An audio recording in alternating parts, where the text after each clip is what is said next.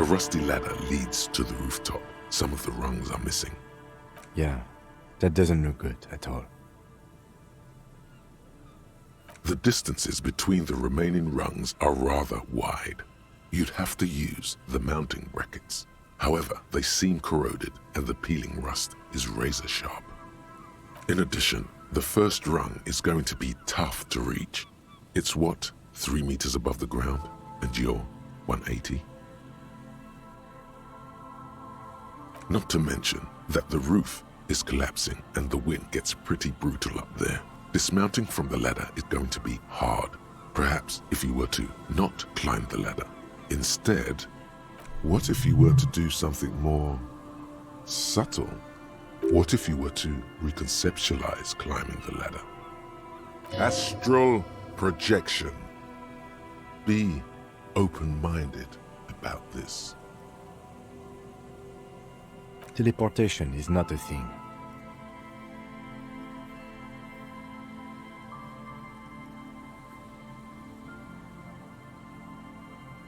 Oh yes, it could hurt a lot. He is restraining himself from using a parental tone with you right now.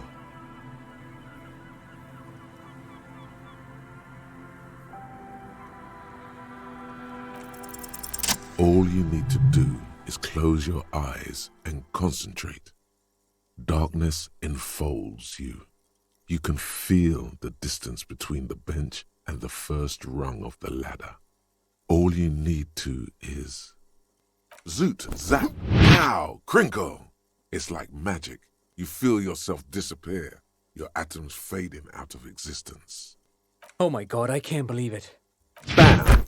You find yourself on the roof, having mastered the art of physical displacement.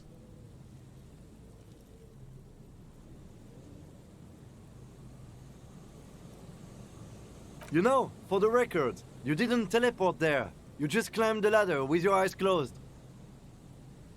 The wind at the top of the building starts howling loudly, blowing away the lieutenant's voice. Faintly you hear, Never mind. Find a way to let me in when you get inside.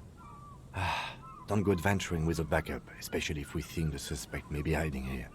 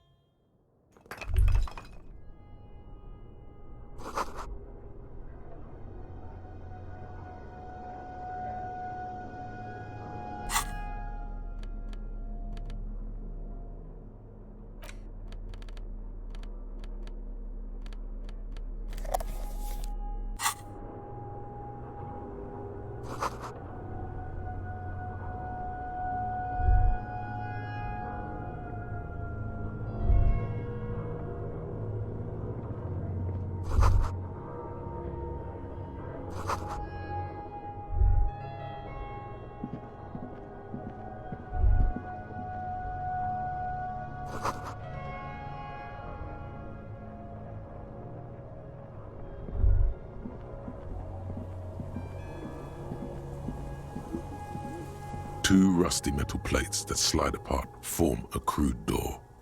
It's been here under the boardwalk for a while. What do you mean, who's there? It's me, Kim. Stop playing around and help me get this door open.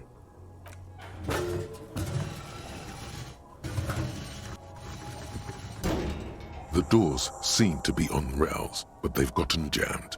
You grab a side and put some strength into prying it open.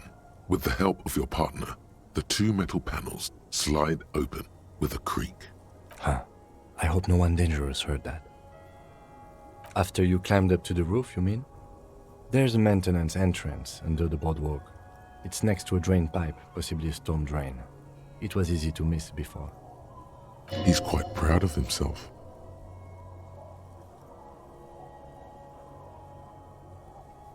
Yes, we have an exit, so let's get going. Time to investigate these passages.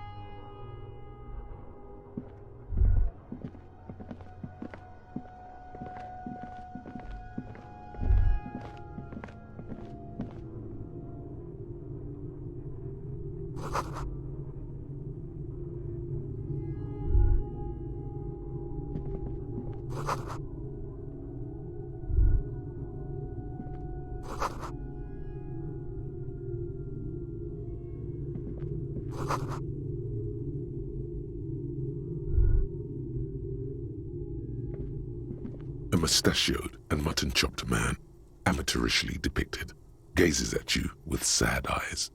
A plaque reads, K. Mazov. There is a spider web in the lower left corner of the portrait. Yes. Looks like some latter-day radicals were hiding out here. They left a long time ago. Half a century? This was probably part of the network of defense posts the communards built against the amphibious landing. I think the purpose of this bunker was to produce propaganda. It would have had radio equipment by then, but that's all been looted. We have found a lot of those lately. I guess what most people think of as history tends to linger in rundown neighborhoods. Martinez being what it is, no one has gone through the trouble of cleaning out the old bunkers. Good hiding place for someone who's up to no good.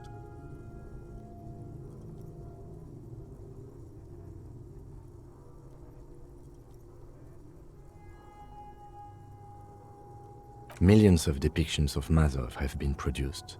They're not all connected. Besides, that looked like some student. The youths always go for this kind of stuff. I won't stand in your way, but only after we're through with this case. You mean like Ruby? No, I think we've stumbled on a piece of history. Years' worth of dust is shaken off. The full head of hair, matched by an ample moustache and sideburns, look a bit silly.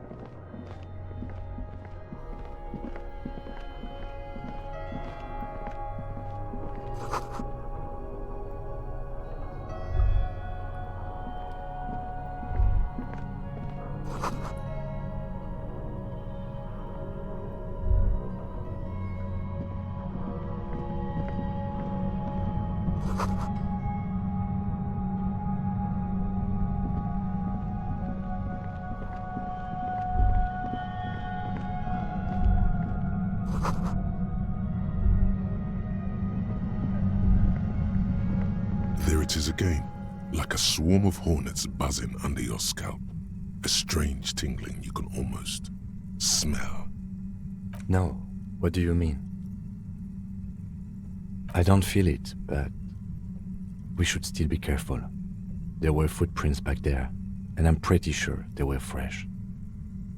Looks like our suspect. If she's in here, we need to plan our next step carefully. Once we detain a credible suspect, who knows what the Union and the Wild Pines will do? We'll set in motion events we have no control over. You will upset the balance of power in Martinaise. The deadlock between the company and the Union will destabilize. Keep calm. Go over the whole situation in detail.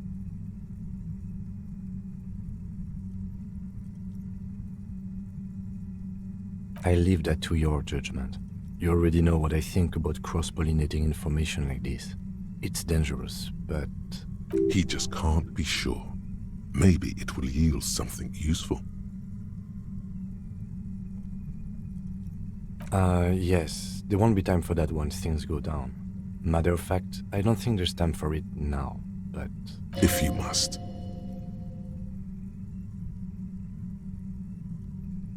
You mean Morel? I don't see how cryptozoology and the murder investigation are connected, but the situation in the city will get tense for everyone. If it gets that tense, the amateur zoologists might not be able to do their job. Well, we are not responsible for what we can't predict, are we? I don't think the entire city will be razed to the ground. If you can't predict it, there's nothing you could have done. I think I see a cavern. Maybe more cellars? I think we've been careful enough. We still have the element of surprise. I wouldn't be so sure. You haven't exactly been sneaking. Or maybe not. Either way, once we go deeper, there will be no turning back.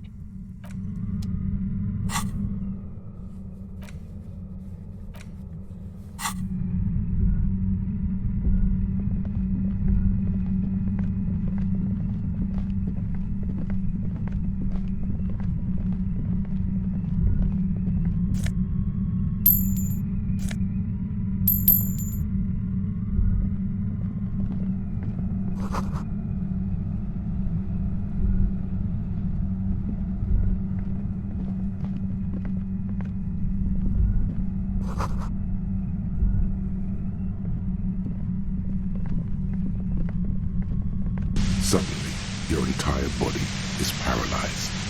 Aggressive white noise fills your skull. A strange pain, like you've never felt before. Through the static, you hear a woman's voice. It's like 1,000 radio stations are being blasted into your head all at once. But her words are the only ones you can make out. I know you're feeling pretty uncomfortable right now. Don't move too much or fight it. That'll just make it worse. Can't say it's a pleasure, officer. I was really hoping not to make your acquaintance. But here we are. The voice coming through the whirlwind of pain is not malicious. She doesn't want to hurt you, but she has to. Doesn't wish to hurt you, not according to your ear canals. Wait, no, not even your ear canals. This is going directly into your neural pathways. That's an awful decision. Why would you not want to shield yourself from it? It's an entirely new type of experience. Way worse than all the previous ones. Don't focus on the pain. Focus on doing your job. Tell her she's under arrest.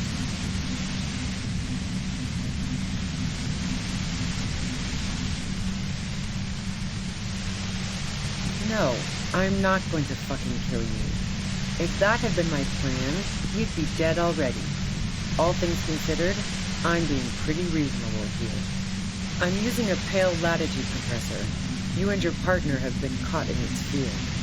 The explosion of static you're hearing is the ULAN frequency, blasted from that pale emitter that Angus mentioned.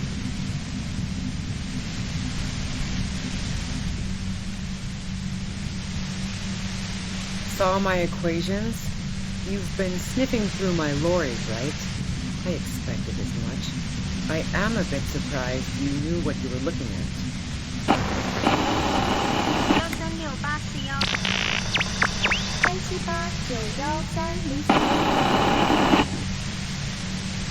A pale latitude compressor is used to sort of make the pale more manageable.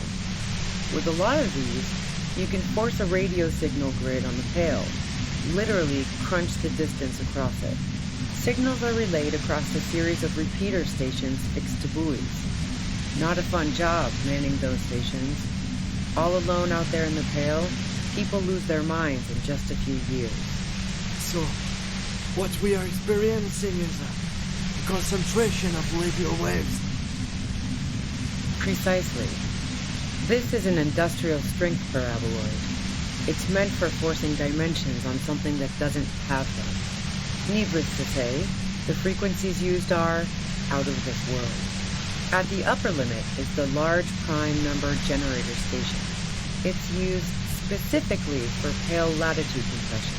That's why you may be hearing some numbers. But you might also hear, or think you're hearing, local radio chatter.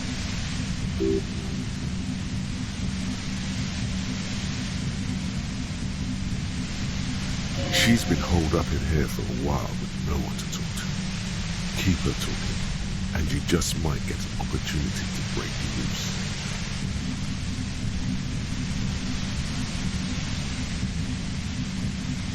The pale? It's the end of the world. I built it myself.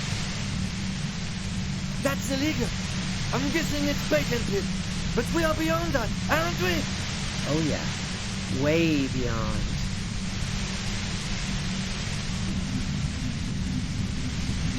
Yeah, I stuck my head in there before using it on you. It seemed like the ethical thing to do. Can't say that I enjoyed it. The field was weaker, but I can imagine what you're going through. No. Once I shut down the compressor, the pain will end. It may take a few minutes for you to steady yourself, though. It's a bit like waking out of a very confusing dream. 3, 2, 1, 7.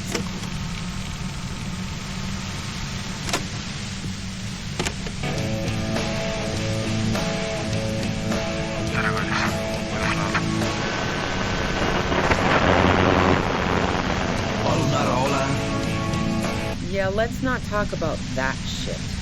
You were hunting me and fell into my trap instead. That's all there is to say about it. So she thinks of you as hunters, not cops, and of herself merely as prey. If you've got something really important to say, you can do it through the white noise. 2, 3, 6, 1, 8, 9, 2, 8, 1.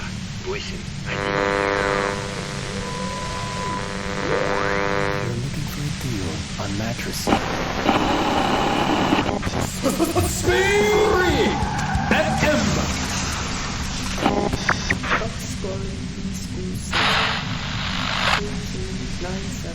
Turn this.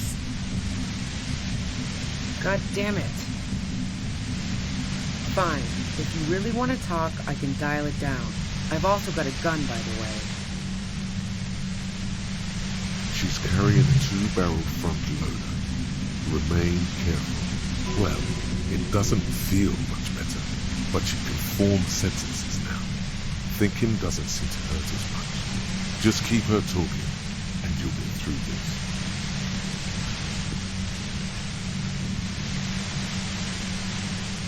I heard you in the passages, and I've been preparing for quite a while. So you found my shack, huh?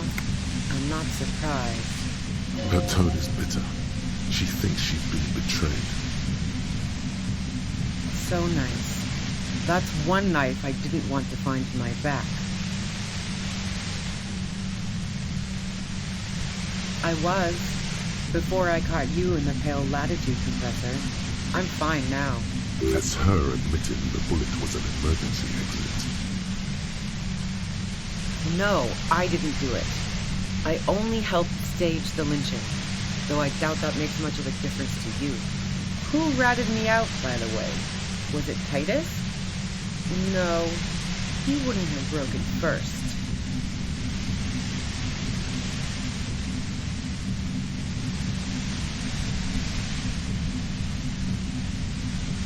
Oh, I knew the kitten had claws, but not like this. But she couldn't have known I was on the coast. How did you find me?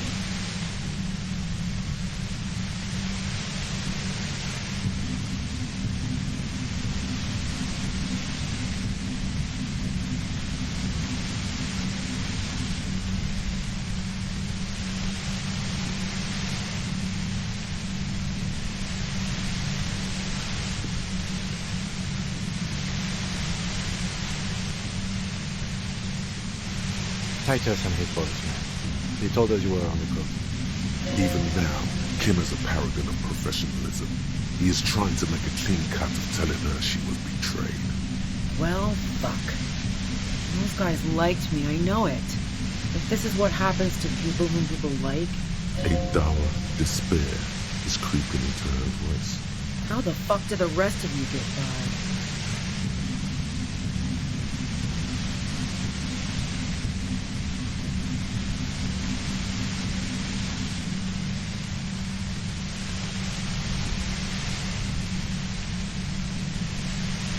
Like what? I already told you I didn't do it. A strong moral compass. She still wants the opportunity to make a case for herself. I didn't like him. Hardened mercenaries aren't particularly likable types.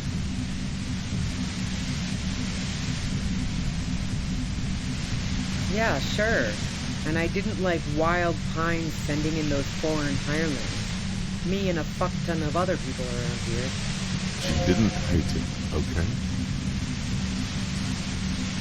Plenty of broken people who don't come with that kind of body count. Besides, they're paid well for what they do. I'm listening. Man, I was with the boys the whole night. I hope they at least bothered to impress that upon me.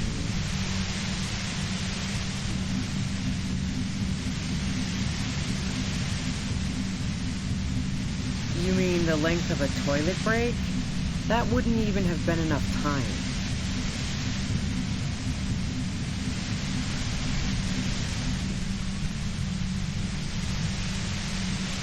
Wow, now I'm curious. Please, explain.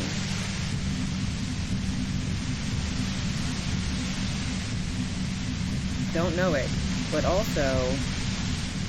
Evaluating your competence as a police officer. The shot couldn't have come from the roof, or we would have all heard it downstairs. She has burns there. No one mentioned. That didn't go super well. You've got to lay something better on her. And? The gun store. Trigger Happy Jacks. What did you think? That I'm going to squeal on my gun supplier? Sorry, I'm not that kind of gal. Sure don't. The breech loader? No. This is subject wipeout.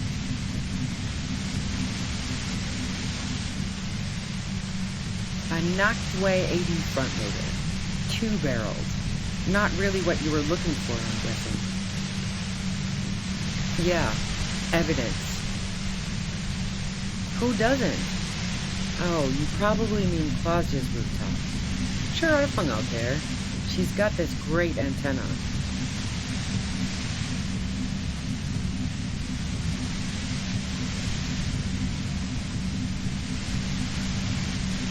The view's pretty bomb, too.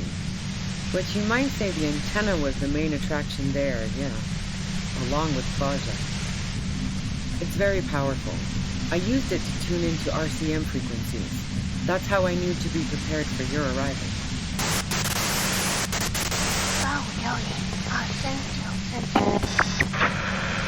8510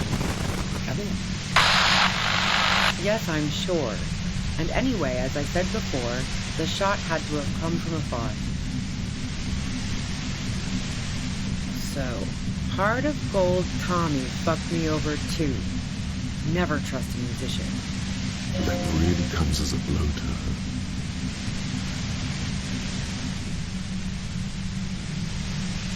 her. Okay, great. You got into my lorry on your own. What now? You're going to arrest me for drug trafficking? Beneath it, she's relieved Tommy didn't betray her.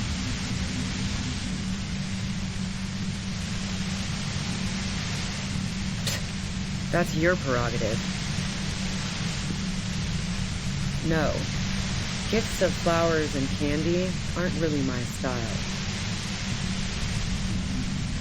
You good? She deliberately avoided naming the mob she worked for. You might be able to find this out later. I got lucky being a dispatcher. Never had to do any of the really dirty work myself. This gun has only been used for self-defense against serious scum. Based on what I've heard about you, you are serious scum. Yeah? Where? More questions before doing anything.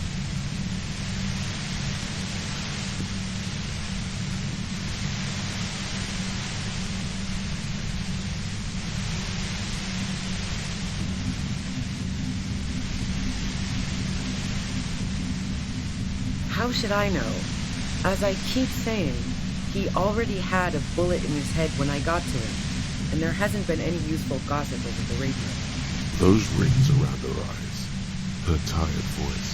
She's been staying up late, listening in on the conversations crisscrossing around names. Police radio? You've been following the case? Who hasn't? You know, I can still see him there, in Claus's room, lying on his side. He was still warm, but the bluish light coming through the broken window made him look as though he'd been dead for a good long while. She eyes you warily, as though gauging your sincerity. She's refusing to adopt the demeanor of a cornered animal, a leader with no one to lead. She still wants to retain some control of the situation. It's okay. We just want to... All right, don't kill yourself over it. I was shooting the shit with Hardy and the boys over a few beers, like always. Then Klasha comes in, all pale and shuddering. She sits down with a drink, trying to steady her nerves. So I grab a seat next to her. Oh yeah, super. But I didn't think too much of it at first. I'd seen her party hard before. No, I really didn't. She's not that easy to read. I just assumed she'd done too much blow. It wouldn't be a first for her. But no such luck. She was in some deep shit. She asked me to come upstairs. The merc she'd been going with was lying on the bedroom floor, dead. I knew she couldn't get the authorities involved, so yeah. You made it look like he'd been hanged. What? No. Faking a lynching was her idea. Yeah, in cold blood. It really surprised me how quickly she was able to get a hold of herself once we got up there. It was like she was another person. The party girl was gone. She asked me to help her drag him into the shower so she could wind the shower head around his neck to fake lividity. Then she dressed him while I went to get the Hardy boys. Glacia knew exactly what she was doing. You can't remain calm under pressure otherwise. She lied to you about that, too.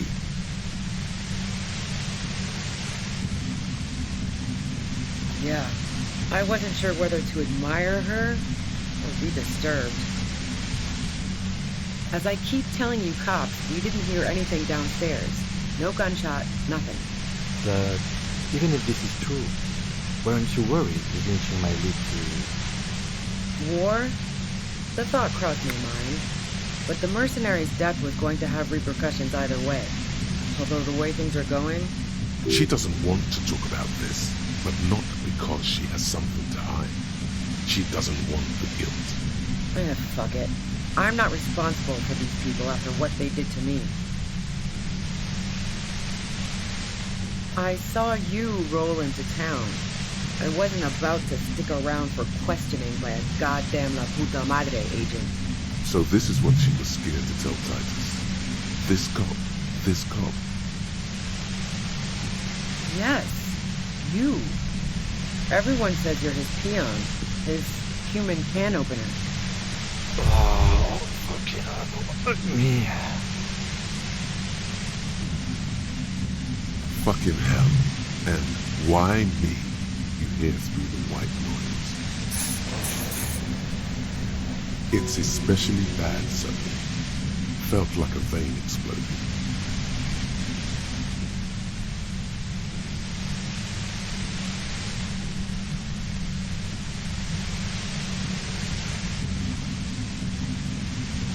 Everyone in Jamrock, the cops, the criminals. Why do you think I'm holed up in here with a goddamn death ray waiting for me? If she knows that about you, she must know your real name too. Harry Dubois. One corrupt motherfucker with a disco pants and a funny tie. Agent to La Puta Madre. So she knows your name. That doesn't mean you're on the tape. Criminals make up bogeyman stories about cops all the time.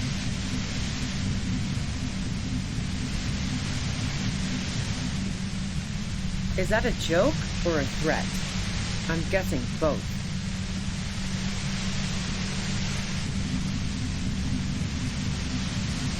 Yeah, sure. She doesn't believe you. I'm sure La Puta Madre himself will explain it all to you soon enough.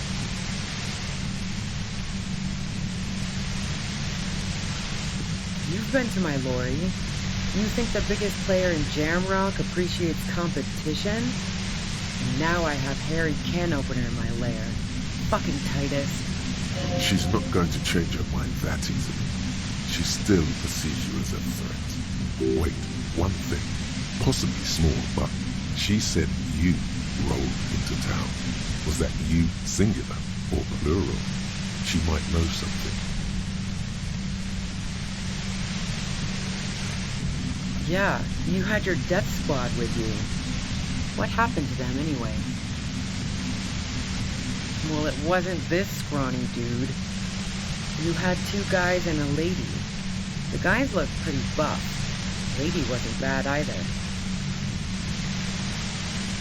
One of the guys seemed chipper, a blonde. The other had a brooding something or other about him. And the woman was the only one in uniform. All were carrying. That sound about right? No idea who these people are, literally. Satellite Officer Viclair looks out of the window grimly, then puts his coffee down and turns to Patrol Officer Miller. We could either take a room here in the Whirling or go home for today. Let's go home, John. Nothing's going to happen today, she responds quietly.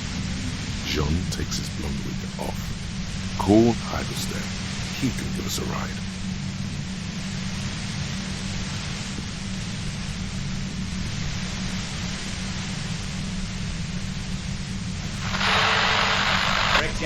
Lock, set. Don't leave me here. Please leave. Fantastic. I've got to get on the road. Then you can go find your friends. Unless you have anything pressing to ask me. What bunker?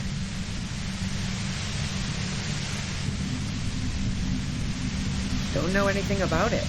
No one's been around since I set up camp. But I'm sure I'm not the first vagabond to...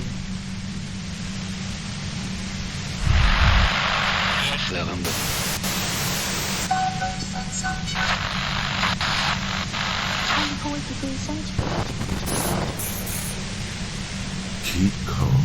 Breathe in. After the pain recedes, it's a little clearer.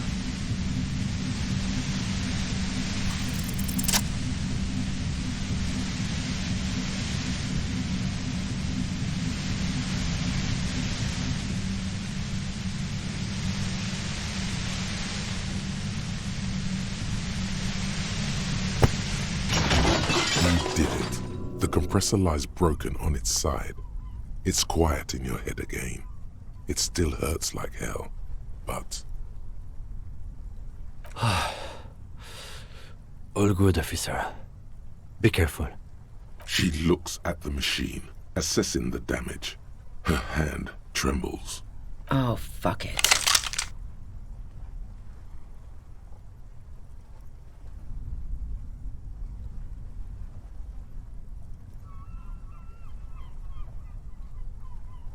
Problem solving. Ma'am, put the gun down. That's not the solution to your problems. You are... Oh, yes, it is.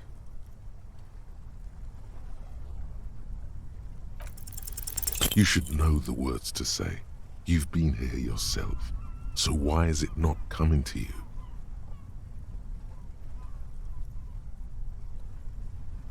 Because you've been going around pointing a gun at yourself, trying to answer the same question in vain.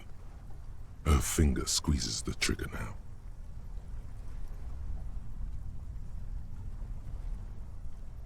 A smirk crosses her face as she watches you stand there, mute. Then she exhales sharply, shakes her head, and pulls the trigger. You watch as her brains trickle out through her neon hair.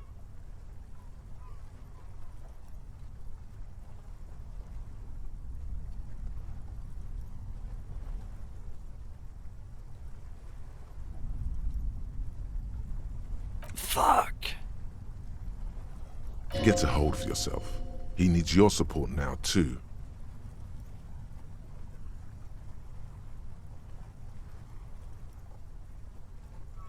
We clean up. It may take days for processing to pick up her body. We need to move it somewhere. That tent there.